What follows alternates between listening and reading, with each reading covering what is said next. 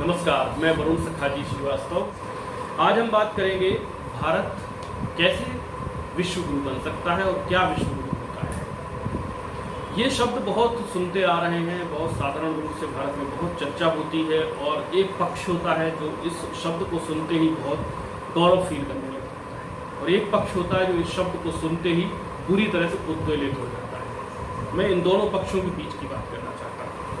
सबसे पहले हम अगर कोई भी लक्ष्य निर्धारित करते हैं तो उसका कॉन्सेप्ट, उसकी डेफिनेशन जरूर हमें समझनी चाहिए कि हमने ये तय किया है कि हमें विश्व गुरु बनना है, तो विश्व गुरु क्या है। पहली चीज़ ये है विश्व गुरु की परिभाषा क्या है, विश्व गुरु का कॉन्सेप्ट अवधारणा क्या है, फिर उसके बाद उसमें और क्या कंपोनेंट्स हैं और हम उसको कैसे हम उनको अचीव कर सकते हैं, इन चीज़ों पर हम बात करेंगे। आज हम जो बात करने जा रहे हैं ये भारत विश्व गुरु कैसे बनेगा पहला पार्ट है, जिसमें हम ये समझेंगे कि विश्व गुरु मतलब क्या है। अगले पार्ट में हम बात करेंगे भारत विश्व गुरु कैसे बनेगा, इसका दूसरा पार्ट होगा। उसमें हम बताएंगे मेथड्स क्या क्या किए जाएं परिवर्तन जिनसे भारत विश्व गुरु बन सकता है। तो शुरू करते हैं। सबसे पहली चीज़ तो विश्व गुरु का मतलब क्या होता है पहले ये समझा जाए। गुरु का मतलब आमतौर पर हम ज्ञान से जोड़ते हैं और दूसरी भाषा में गुरु का मतलब एक मास्टरपीस भी होता है जो अपने आप में एक हरफन मौला जो होता है, जो हर कला में महारत हासिल करता है। गुरु का तीसरा अर्थ ये भी होता है जो संवेदनशील और सेंसिटिविटी से भरा हो, जो रचनात्मकता से भरा हो और एक पथ प्रदर्शक का काम करता हो। तो पथ प्रदर्शक का काम करने वाला भी गुरु होता है। लेकिन मैं समझता हूँ गुरु के करीब करीब 10-12 चीज़ें मैं बताऊँगा आपको। वो गुरु है एक, सबसे पहले तो गुरु विश्व गुरु बनने के लिए हमको पावरफुल होना आवश्यक है। पावरफुल होने का मतलब ये है कि पावर कई तरह के होते हैं। एक तो आप डंडे का पावर बंदूक के साथ रखते हो, एक पावर आपके पास पैसा है तो आप गुरु, एक पावर आपकी नैतिकता इतनी मजबूत है कि जिसकी वजह से लोग आप मानते हैं, आप रिश्ते में बड़े हो इसलिए आपको मानते हैं। एक पावर होता है ग्रेविटी, कि आपने करके दिखाया आचरण के जरिए जो आपके चरण तक पहुँचते हैं, एक गुरु वैसा।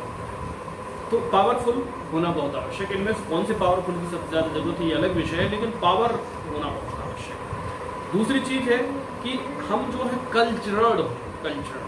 गुरु का मतलब ये नहीं होता कि बहुत हल्की बात करेगा। गुरु का मतलब ये नहीं होता अपने चेलों को उसके सामने खड़े लोगों, दूसरे जो उसके चेले नहीं हैं उनको नष्ट भ्रष्ट करने के लिए वो प्रेरित करता है। गुरु का अर्थ ये नहीं होता। गुरु का अर्थ होता है कल्चरल, बहुत सांस्कृतिक सुसंस्कृत व्यक्ति का निर्माण करना। तो भारत को पावरफुल होना होगा, कल्चरल होना होगा, बहुत कल्ट से भरा हुआ होना होगा। कल्चरल होने का मतलब ये नहीं है कि सिर्फ हिंदू रहे यहाँ या मुस्लिम रहे यहाँ या कोई दूसरे धर्म विधान से कोई लेना देना। कल्चरल होने का मतलब ये है आपकी मान्यताएं बहुत अच्छी हैं, आप उन मान्यताओं के साथ, उनके पंथ के साथ, उनकी पूजा पद्धतियों के साथ, अपने वांग्मय और विचार विमर्श के साथ रहो और आपके केंद्र में जो हो वो देश राष्ट्र और आपके केंद्र में समाज हो, मनुष्य हो, उसको कहते हैं कल्चरल, संस्कृति। आपकी संस्कृति बहुत अच्छी, सामने वाले की संस्कृति भी अच्छी, उसका भी मान, आपकी संस्कृति का भी मान। ना ये शो ऑफ हो, ना ये किसी पर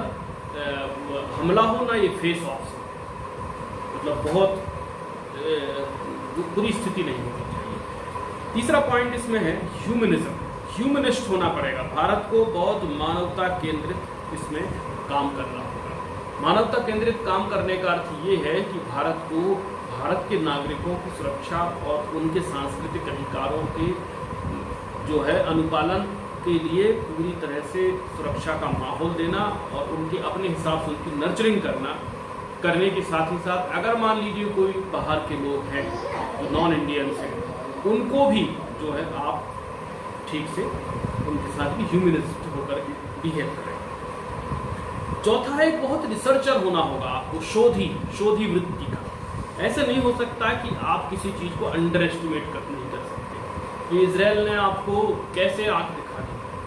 आप तो बड़े बड़े भारी राष्ट्र हो, 150 करोड़ लोगों के देश हो आप, तो आपका अहंकार आ जाए। अहंकार नहीं, रिसर्चर होना चाहिए, शोध ही होना चाहिए। शोध का अर्थ वो होता है जो सच खोजने की, जिसमें साहस होता है, सच खोजने वाला।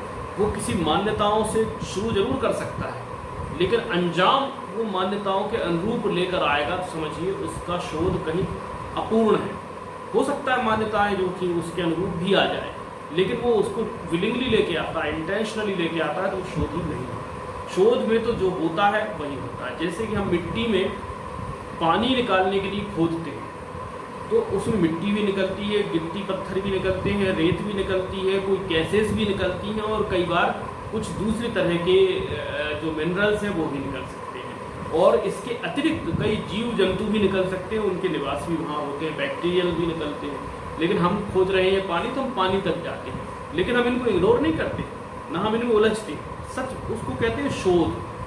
तो हमें बहुत ही रिसर्चर होना होगा, बहुत शोधी होना होगा। एक होगा हमारा सबसे महत्वपूर्ण सेल्फ रिलायंट।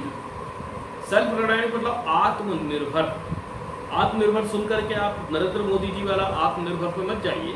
आत्मनिर्भर का मतलब ये होता है कि आप कितने ज्यादा अपने आप पर निर्भर है, अपने ऊपर। आदमी को निर्भर तो होना पड़ेगा, क्योंकि बेल है आप, मनुष्य बेल के समान, उसको किसी न किसी पर निर्भर होना पड़ेगा। लेकिन निर्भर किस पर हो, ये उसको अच्छे से देखना पड़ेगा। सेल्फ रिलायंट का सबसे पहला अर्थ ये है कि आप आलसी ना हो, मशीनों पर आपकी निर्भरता अधिक ना हो। नंबर 2, आपकी निर्भरता किसी मौसम विशेष पर इतनी ना हो कि आप उस मौसम के विपरीत जाते ही आप जो है अपने शरीर को ना बचा पाएं, यानी आपकी इम्यूनिटी अच्छी होनी चाहिए। नंबर 3, आपकी जो आइडियोलॉजीज की निर्भरता अपनी स्वयं के विचार पर अधिक हो। सबको पढ़िए, सबको लिखिए, सबको जानिए, लेकिन जो आपका शोधी मन है वो उसमें क्या आत्मनिर्भरता का जो पाठ दे रहा वो क्या है, वो होना चाहिए।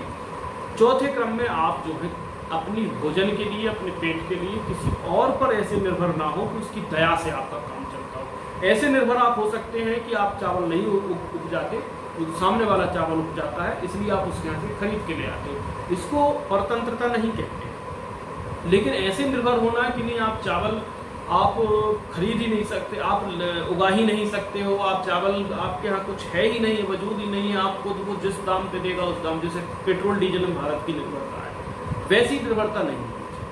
तो आत्मनिर्भरता का जो चौथा बिंदु वो नरेंद्र मोदी जी ने कहा होगा संभवतः, लेकिन मैं समझता हूँ सेल्फ रिलायंट का मतलब ऐसी आत्मनिर्भरता जिसमें आप कम से कम दूसरों पर वो आपका आश्रय है, और उसमें मशीनरी का आश्रय भी आता है, दूसरे आश्रय भी आते हैं, ताकि आप पूरी तरह स्वतंत्र रह पाएं। अगला पॉइंट इसमें आता है सोशली अलाइंड। सोशली अलाइंड शब्द जो है ये बहुत ही संवेदनशील शब्द है। सोशली अलाइंड का मतलब होता है सामाजिक रूप से आपका जो ताना बाना है उसमें कहीं कोई ऊंचा और कहीं कोई नीचा ना हो, कहीं कोई पीछा और कहीं कोई आगा ना हो, कहीं कोई गोरा कहीं कोई काला ना हो, कहीं कोई लूला कहीं कोई लंगड़ा, कहीं कोई बलवान ना हो, कहीं कोई कमजोर कहीं कोई मजबूत ना हो।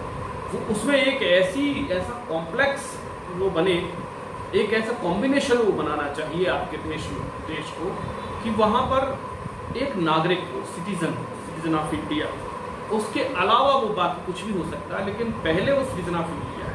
तो सिटीजन ऑफ इंडिया है, और सिटीजन ऑफ इंडिया कब है वो, जबकि सिटीजन ऑफ इंडिया के जो चार्टर हैं, जो हम तय कर रहे हैं चीज़ों को, उनको वो फ्रेम में आता है। अगर उस फ्रेम में नहीं आता, उसको सिटीजन ऑफ इंडिया में लाने के लिए कोशिश कीजिए, प्रेरित कीजिए, और कहीं फोर्स लगता है तो वो भी आप अपना जोड़िए, लेकिन आदमी को सिटीजन ऑफ इंडिया बनाकर रखिए। कुछ चीज़ें हैं इसको जो की जा सकती, अलग से भी एक पूरा चैप्टर इस पर बात की जा सकती है। तो सोशली अलाइंड के पास आइडिया मोटिवेटर। आइडिया मोटिवेटर का मतलब होता है कि अगर आपके किसी छोटे से छोटे व्यक्ति ने कोई बात ऐसी कही है जिस पर काम करना, ये भी कौन कर पाएगा, जो शोधी विचार का व्यक्ति होगा, आइडिया को मोटिवेट करने वाला। तो उस आइडिया को नर्चर करने वाले, हमें आइडियाज हमारे यहाँ नर्चर नहीं किए, आइडियाज मोटिवेट नहीं किए जाते। कोई अगर कोई बात कह दे और वो किसी फ्रेम में नहीं बैठती है तो उस पर कोई बात नहीं होती, ये गलत है। आइडिया मोटिवेटर सबको करना पड़ेगा। अगला है सिंपल लॉज एंड एनफोर्समेंट। जो है लॉज में बहुत जटिलताएं नहीं होनी चाहिए आपके यहाँ पर, और उनके जो एनफोर्समेंट के जो तौर तरीके हैं वो भी आपके बहुत जटिल कठिन नहीं होने चाहिए। मसलन कि हम 70 साल के भारत में जगह जगह पर डस्टबिन नहीं रख पाते, फिर हम कहते हैं कि नागरिक जो है कहीं भी कचरा फैलाते हैं। तो हमको जो है पहले इंफ्रास्ट्रक्चर देना होगा, फिर हम उस पर एनफोर्समेंट की, लॉज की और एनफोर्समेंट की बात करेंगे। भारत स्वाभाविक रूप से स्वच्छ भारत है, स्वच्छता प्रेमी है। भारत इकलौता दुनिया का ऐसा देश है जहां पर जातियां हैं, जातियों के मूल में स्वच्छता है। अलग अलग तरह की विचार हैं, अलग अलग तरह के कॉन्टिनेंट्स हैं, आप कुछ भी व्यवहार देखिए सांस्कृतिक तौर पर भारत का, उसमें स्वच्छता सबसे ऊपर है। मलिनता के विरुद्ध पूरा युद्ध है। और कई साधु महात्मा तो ये तक कहते हैं शुद्धि ही सिद्धि है। आत्म भी शुद्धि करते हैं हम, स्वच्छ ही करते हैं, बाहर भी हम स्वच्छ वातावरण ही करते हैं। तो स्वच्छता तो भारत की रग रग में बसी हुई है। ये कोई नरेंद्र मोदी का स्टेप नहीं है कि उन्होंने उठा दिया, सब जानने लगे। इससे पहले कोई स्वच्छता जानता नहीं था। न महात्मा गांधी का स्टेप है कि वो कहते थे हम सब स्वच्छ रहें तो सब स्वच्छ होगा। वो ऐसा स्वच्छ भारत ना मोदी का है ना ये गांधी का, ये स्वच्छ भारत है स्वाभाविक रूप से हमारे अंदर ये चाहिए। बस ये है कि हमने उन चीज़ों को दबाया, उन चीज़ों को हमने आगे आने नहीं दिया। तो हमें सिंपल लॉज, साधारण कानून कायदे होने चाहिए, बहुत सारे, बहुत जटिल कटिल नहीं होंगे, जटिल कुटिल कठिन नहीं होंगे। तो ये मानिए कि वो लॉज ज़्यादा एनफोर्सेबल, बहुत आसानी से अडेप्टेबल होंगे, लोग खुद से स्वप्रेरणा से उनको अडेप्ट करेंगे। तो ऐसे होने चाहिए जैसे शरीर का लॉ होता है, शरीर के अपने लॉज होते हैं जो हमारी बॉडी काम करेगी। इस पर हम अलग से और एक बार बात करेंगे क्या हो सकते हैं। बहरहाल अभी इस पर हम आगे बढ़ते हैं। अगला है नो इन्वेशन, या किसी और पर हम हमला नहीं करेंगे। किसी और पर हमले का अर्थ ये नहीं है कि आप अपनी आत्मरक्षा नहीं करोगे, ये तो अभी भी हमारी रणनीति है, लेकिन अभी हमारी रणनीति में भय है किसी और पर हमला न करने का। वो निर्भय होकर जब हम कहते हैं, जैसे सिंह होता है, सिंह अभय होकर, अभय कहते हैं उसको, जंगल में घूमता है क्योंकि उसको मालूम है उसके आसपास जहाँ भी जानवर जो भी हैं बहुत घूम रहे होंगे, सब उससे भय खाकर दूर रहते हैं, क्योंकि उसको मालूम है वो किसी को आंखें नहीं दिखा रहा होता, ना वो दहाड़ कर किसी को डरा रहा होता, ना वो दांत दिखाकर किसी को घबरावा रहा होता। ये अक्षर शस्त्री शो प्रदर्शनी नहीं करता, उसका स्वाभाविक रूप से इतनी उसकी ग्रेविटी है, इतनी शक्तिशाली है वो, उसे मालूम है किसी भी समय किसी भी जानवर को दबोच सकता, इसलिए वो अभय है, उसको भय नहीं। वैसा निर्भय जो है हमें होना हो, उसको कहते हैं जो है इनोवेशन, मैंने इन्वेशन यानी हमले नहीं करना। एनक्रोचमेंट्स नहीं होने चाहिए किसी की दूसरे की सीमा में, उसका सम्मान होना चाहिए। करता है भारत, अभी भी करता है, इसमें ज़्यादा दिक्कत नहीं है। एक अगला पॉइंट है आर्थिक रूप से मजबूत। हमारे यहाँ जब भी विश्व गुरु की बात की जाती है तो हम आर्थिक रूप से मजबूत, आर्थिक रूप से कमजोर, इस पर पूरा खपा देते हैं खोपड़ी अपनी, जबकि ये सत्य नहीं है। हमें ये सोचना पड़ेगा अर्थतंत्र जो भी होता है किसी भी देश का या किसी मनुष्य का, किसी भी संस्था का, उसको अधिकतम 20% तक ही अपने जीवन में आने देना चाहिए। क्योंकि आप भोजन सुबह 15-20 मिनट करते हो, शाम को 15-20 मिनट करते हो, और ब्रेकफास्ट भी मान लो, चाय भी मान लो, तो पूरा जो आपके शरीर को पोषित करने के लिए जो आप कुछ करते हो 24 घंटे में से अधिकतम 1 घंटे करते हो। कुछ बहुत खदाड़ू होंगे, बहुत खाने वाले होते हैं तो 1.5 घंटे कर लेंगे, इससे ज़्यादा नहीं करते। 23 से 23.5 घंटे मनुष्य दूसरी गतिविधियाँ करता है। तो ऐसे ही जीवन में हमारा अर्थ का स्थान होना चाहिए, पैसे का स्थान होना चाहिए, सिर्फ उतना ही, पूरा जीवन नहीं होना चाहिए, उतना ही होना चाहिए, और उसकी उतनी ही सीमा में उसको रखना चाहिए। तो फाइनेंशियल पावर से विश्व गुरु की शुरुआत करेंगे तो आप अमेरिका जैसे मूर्ख देश बनेंगे, पूंजीपति देश बनेंगे, जो सिर्फ और सिर्फ पैसे से चलता है। अगर पैसा खत्म हो रहा है, ना व्यवस्था चलेगी, ना देश चलेगा, ना लॉज चलेगा, ना नियम चलेगा, ना कायदे चलेगा, सब तहस नहस हो जाएगा, और कोई किसी भी स्तर पर जाकर के नीचे जा सकता है। और पैसे दे दो तो आप उनकी कनपट्टी पे भी बंदूक रख दो तो वो तैयार हैं वो एनफोर्स करने के लिए, उनकी कोई फ्रीडम ऑफ एक्सप्रेस और फ्रीडम ऑफ स्पीच की कोई आवश्यकता नहीं होती। तो हमें ऐसा कोई जिसका कोई खुद का कोई कल्चर नहीं है, जिसकी कोई खुद का कोई हिस्ट्री नहीं है, जिसकी कोई शूरवीर नहीं है, जिसके कोई महापुरुष नहीं, जिसके कोई भगवान नहीं, जिसके कोई सांस्कृतिक विरासत नहीं, ऐसा देश नहीं बन सकता विश्व गुरु। वो पैसा वाला बन जाएगा, धनाढ्य बन जाएगा, आर्थिक संपन्न बन जाएगा, अस्त्र शस्त्र सज्जित हो जाएगा, परंतु मतलब विश्व गुरु नहीं बन पाएगा। विश्व गुरु के लिए आर्थिक पैमाना सबसे नीचे रखना पड़ेगा, एक कदम ऊपर। आर्थिक पैमाना और आर्मी का पैमाना, सैन्य बल और धन बल, ये दोनों बहुत महत्वपूर्ण है, लेकिन इनको रखना पड़ेगा सीक्वेंस में नीचे। ये बिल्कुल इन पे ये बेस है, बॉटम है, इनके ऊपर सारी चीजें निर्भर करेंगी, लेकिन इनको रखना फिर भी बॉटम बनेगा, तभी इन पर निर्भर करते। इनको आप शुरू करते हो, जैसे आप कहते हो साहब हम 4 मिसाइलें खरीदे हम विश्व गुरु बन गए, नहीं, विश्व महाशक्ति बन सकते हो आप, विश्व गुरु नहीं बन पाओगे। विश्व गुरु के लिए तो ये क्राइटेरिया जो मैं डिस्कशन कर रहा हूँ, आप चाहे तो एक बार फिर से सुन ले।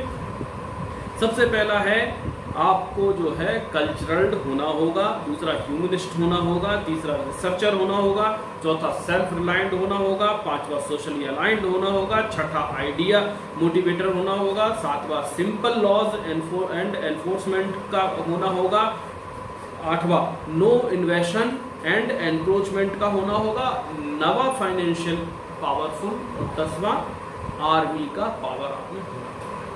इतनी चीजें करने के बाद आप विश्व गुरु के बारे में सोच सकते हैं। तो विश्व गुरु बनने के लिए ये 10 जो क्राइटेरिया हैं उनके बाद आप विश्व गुरु बन सकते हैं। तो अगली जो कड़ी है, इन 10 क्राइटेरियाज को पाने के लिए हमें क्या क्या करना पड़ेगा उस पर हम बात करेंगे।